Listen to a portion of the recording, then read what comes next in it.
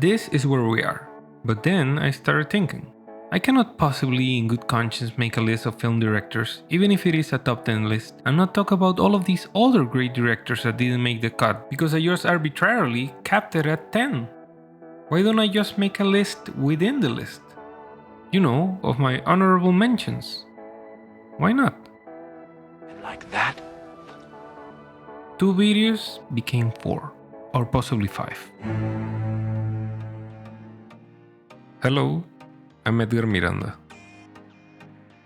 The following is a list of fantastic directors who didn't make my top 10 for one reason or another. Some are new directors, others are more established, but all of them are top film directors. So here are my honorable mentions again in alphabetical order. Paul Thomas Anderson. If you just want to see me jack off, it's 10, but if you just want to look at it, it's only 5. PTA is a weird dude, but in the best possible way. There's something special about writer-directors, and not often do you find such weird stories written in such a compelling way. Where there is someone trying to make art in the adult industry in the late 70s, to life being such chaos that the most appropriate ending is rocks raining from the sky. Something that happens. Or when dealing with charlatans. Then it was captured by an invader force bent on turning you to the darkest way. You've been implanted with a push-pull mechanism. We are in the middle of a battle that's 1 trillion years in the making, and it's... Yeah, sure, pal. But my go-to when it comes to PTA is, and probably always will be, There Will Be Blood. Daniel Day-Lewis gives the performance of a lifetime. I've abandoned my child! I've abandoned my child! In a story of greed and betrayal. And we really get to see how lonely it can get at the top. And, well, there was blood. I'm finished. Darren Aronofsky. I have not seen the majority of his films, but the ones I have left quite the impression. The Wrestler broke my heart. Black Swan is as much a psychological thriller as a psychedelic experience. And Noah is, for lack of a better word, bananas. Catherine Bigelow. It's not tragic to die doing what you love. It would be years before I got really into movies so that I would see them as a director's movie instead of the actors.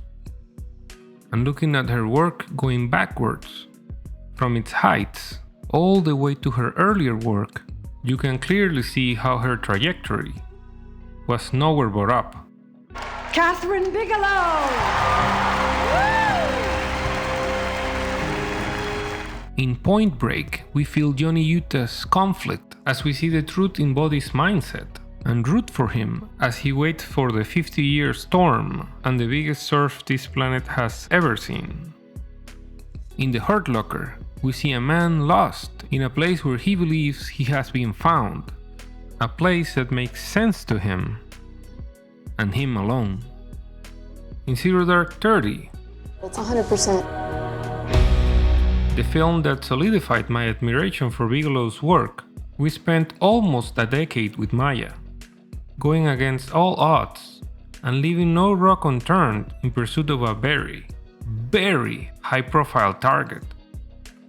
A great film that gave us one of the greatest trailers of all time. Ryan Coogler. Every time you get into the ring, that's who you're going against. I believe that in boxing, and I do believe that in life. Okay, let's check this track record. Another writer-director that in his first movie gives an already incredibly tragic event even more weight, and tons of heart.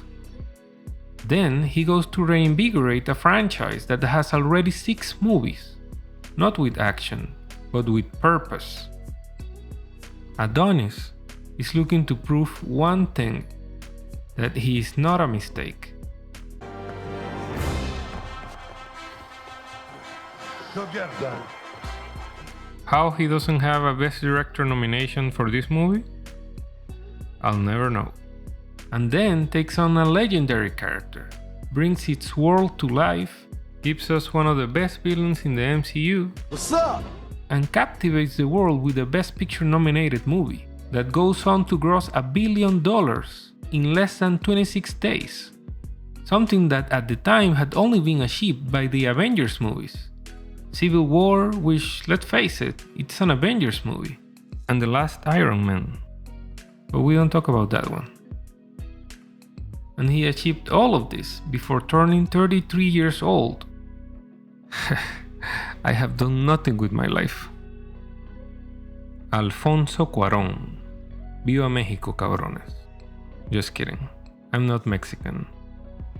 I am Panamanian, but Latin America represent. Like others on this list, a writer-director, but this one so diverse that in the list of his movies that I have seen, there are two friends seemingly just competing for an older woman's attention, to later discover how deep the rabbit hole of betrayal really goes. A dystopian future, where no more children are born. A science fiction thriller with one of the most unnerving scenes I've ever seen. And the story of a Mexican maid working in a middle-class household in the 70s that ended up being nominated for a Best Picture. But of course, I cannot go through his filmography without mentioning this unknown little British wizard. Cuarón directed The Prisoner of Azkaban, regarded by many, myself included, as the best in the franchise. Even though he did not write this one, this is most certainly his movie, especially in the way the climax was directed, where Harry, in his eyes, is forced to step into his father's shoes. Expecto Patronum! That scene is just mwah. And finally, Julia Ducournau. Despite all of the other legendary talent on this list, it is because of this filmmaker that I decided to make a video about my honorable mentions. Because her movie, which she wrote and directed, moved me in a way I didn't know I could be moved. A vegetarian goes to veterinary school and becomes a carnivore with a very specific craving for human flesh. In a very sexually charged and graphic movie. And my main takeaway? What a beautiful coming-of-age story. That doesn't happen. Not by accident, at least. It takes a very special type of storyteller to accomplish what she accomplished in her first and only feature film. That blows my mind, and certainly, albeit currently as just an honorable mention, makes her more than deserving of the title Top Film Director. Thank you for watching. If you like this video, maybe check another one. I shouldn't. Come on. Do it. Please remember to subscribe. See you next time. And the Oscar goes to, this name I can't pronounce, Alfonso Cuarón.